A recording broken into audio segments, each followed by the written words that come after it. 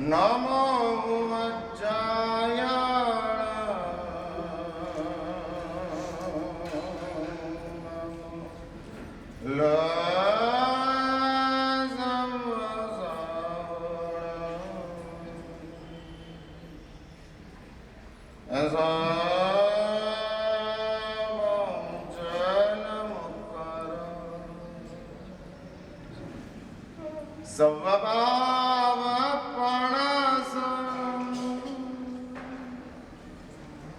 मंगलाणं च सव्यसे पद्मं हवये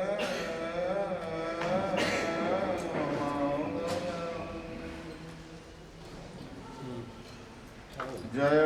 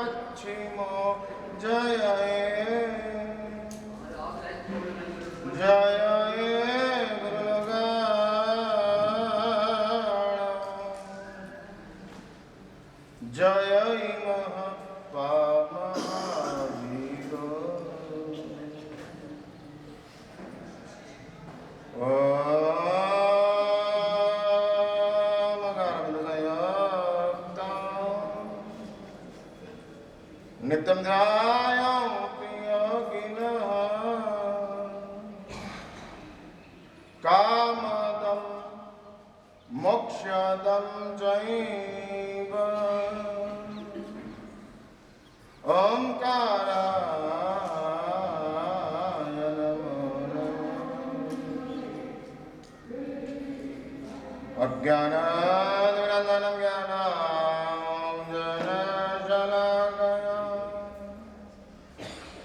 नेत्रमन मेल समयेन तस्मै श्री गुरवे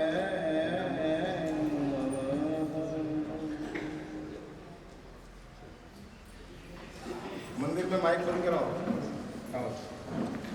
बोल दो मंदिर में जो भी हो सब इधर आ जाए। अभी व्याख्यान के बाद पूजा करने के सब साथ में बोलना ओम नमो जीणाणाम ओम नमो जीणाणाम शरणाणाम शरणाणाम मंगलाणाम मंगलाणाम लोकोत्तमाणाम लोकोत्तमाणाम राम रे रोम रे रोम रह अस्या उषा त्रैलोक्यललाम भूताय क्षुद्रपत्रवशमनाय अर्हते नमः स्वाहा ओम नमो जीणाणाम शरणाणाम मंगलाणाम लोकोत्तमाणाम राम रे रोम रह अस्या उषा त्रैलोक्यललाम भूताय क्षुद्रोपद्रवशमनाय अर्हते नमः स्वाहा ओम नमो जीणाणाम शरणाणाम मंगलाणाम लोकोत्तमाणाम राम रे रोम रह अस्या उषा त्रैलोक्यललाम भूताय क्षुद्रोपद्रवशमनाय अर्हते नमः स्वाहा सम्यक् दर्शन शुद्धं ज्ञानं व्यर्थमेव चाप्नोति दुःख निमित्तमपेदं ते तेन सुलभतम भवति जन्म।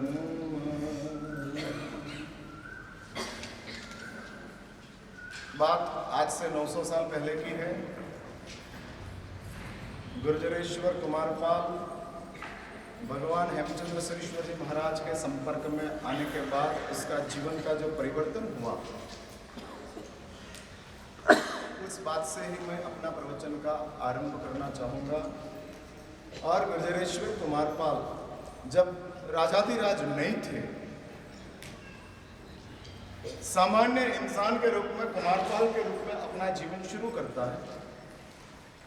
एक बात सुन के रखना, कुमारपाल जैन नहीं था। जन्म से ऐसे भी कोई जैन नहीं होते हैं, जीवन से जैन होते हैं, श्रद्धा से जैन होते हैं, या तो खुद अपने आप में कुछ आत्मकल्याण की भावना प्रकट होती है तब जैन बनते हैं। इसलिए जीवन से कोई जैन नहीं होती है। जैन कोई ज्ञाति नहीं है, ये दिमाग में एक स्पष्ट कर दो। कोई ओसवाल होते हैं, कोई पुरवाल होते हैं, कोई दशाश्री माली होते हैं, कोई विशाश्री माली होते हैं, ये सब ज्ञातियां है। जैन कोई ज्ञाति नहीं है, जैन वो धर्म का नाम है। और यदि हमने जैन धर्म का नाम रखा है तो जन्म से कोई जैन नहीं हो सकते। हाँ, जीवन में जैन धर्म का आचार जिसने अपने जीवन में जीवंत किया वो जीवन से जैन है। समझ लो, जीवन में जैन धर्म का आचार का पालन वो संपूर्ण नहीं कर सकता है, बन सकता है। एक बात समझ के रखना, संसार में सबके पास सामर्थ्य समान नहीं रहता है, इसलिए पालन समान नहीं हो सकते। सामर्थ्य समान हो तो पालन समान हो सकता है, उसके अलावा पालन समान नहीं हो सकते। सामर्थ्य सबका अलग है, इसलिए तो शास्त्र में बताया है कि चढ़ने का रास्ता कितना। तो शास्त्र में बताया असंख्य मार्ग है चढ़ने का। सुनना मेरी बात, शास्त्रीय परिभाषा की बात है। संयम जीवन के करंडक कितने तत्वज्ञान में आते हैं और असंख्य बताए। इसलिए चढ़ने का मार्ग असंख्य। किसी ने जीवन में दारू छोड़ दिया, चढ़ना शुरू हुआ। किसी ने अपने जीवन में बीड़ी छोड़ दी, चढ़ना शुरू हुआ। चढ़ने का मार्ग शास्त्र में बताया असंख्य है। और गिरने का रास्ता कितना है? एक ही है, मात्र एक। गिरने का रास्ता मात्र एक है। कौन सा मार्ग है? जिसमें से हमारा पतन होता है। और एक बात समझ के रखो, पतन या उत्थान इंसान के जीवन के साथ जुड़े हुए शब्द है। देवलोक की दुनिया के साथ भी पतन जुड़ा हुआ नहीं है, नारक की दुनिया के साथ भी पतन जुड़ा हुआ नहीं है, पशुओं की दुनिया के साथ भी पतन जुड़ा हुआ नहीं है। उत्थान देव की दुनिया में हो सकता है, पशुओं की दुनिया में हो सकते हैं। इसलिए एक बात समझ के रखो, उत्थान वो अपनी आत्मा का स्वभाव है, लेकिन पतन वो अपनी आत्मा का स्वभाव नहीं है। हाँ, समझ के रखना। 2-4 दिन मेरी बात समझने में थोड़ा समय लगेगा, क्योंकि आपके लिए अल्फाबेट नहीं है। हाँ, हम महाराष्ट्र में से जैसे ही कर्नाटक में प्रवेश करते हैं, उसके बाद जितने भी शाइन बोर्ड आते हैं वो हमारे लिए नया है। हाँ, कर्नाटक में घुस गए और कर्नाटक में कन्नड़ में जितने शाइन बोर्ड लिखे हैं, क्या नीचे वो लोग, अच्छा है कि डिजिट कन्नड़ में नहीं लिखते हैं। हाँ, 1 2 3 4 करते हैं, इसलिए पता लगता है। इधर से मैं निकलता हूँ आदोनी के और सीधा किलोमीटर का स्टोन आता है और उसके ऊपर 18 लिखा है, तब मुझे पता लगता है कि ऊपर लिखा हुआ आदोनी है।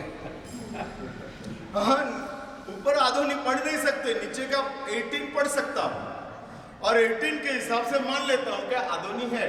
इसलिए जैसे कन्नड़ की अल्फाबेट हमारे लिए नहीं है, वैसे मेरे प्रवचनों की कुछ भाषा आपके लिए नहीं होगी। 2-4 दिन लगेगा, समझ में आ जाएगी, फिर तो आप आराम से बात आगे चढ़ते जाएंगे। इसलिए बात शांति से मेरी बात सुनते रहना। हाँ, सुनकर दिमाग में बिठाने का प्रयत्न करना। मैं कोई हाईफाई बातें करने वाला नहीं हूं। बेसिक, हाँ बेसिक। कोई बहुत ऊपर चढ़ गया होगा उसको भी मैं कहूंगा कम डाउन दोस्त, कम डाउन, नीचे आओ, नीचे आओ। तेरा त्याग, तेरा तप, तेरी साधना, तेरे जीवन में आए हुए कोई धार्मिकता, उस धार्मिकता की वजह से तू जरा ऊपर उठ गया है। लेकिन एक बात समझ के रख, धरती से कनेक्शन टूटने के बाद ऊपर उठना वो अपने लिए खतरा है। जब तक गुजरात में 14 जनवरी के दिन उत्तरायण होती है और उत्तरायण के दिन गुजरात में पतंग बहुत चढ़ती है, उड़ाते लोग इधर उड़ाते नहीं उड़ाते मुझे पता नहीं, लेकिन उधर उड़ती है। और उड़ती हुई पतंग उड़ती है कब तक कहते हो? जब तक उसकी डोरी उड़ाने वाले के हाथ में होती है। हाँ, उड़ाने वाले के हाथ में जब तक रस्सी है तब तक पतंग उड़ रही है।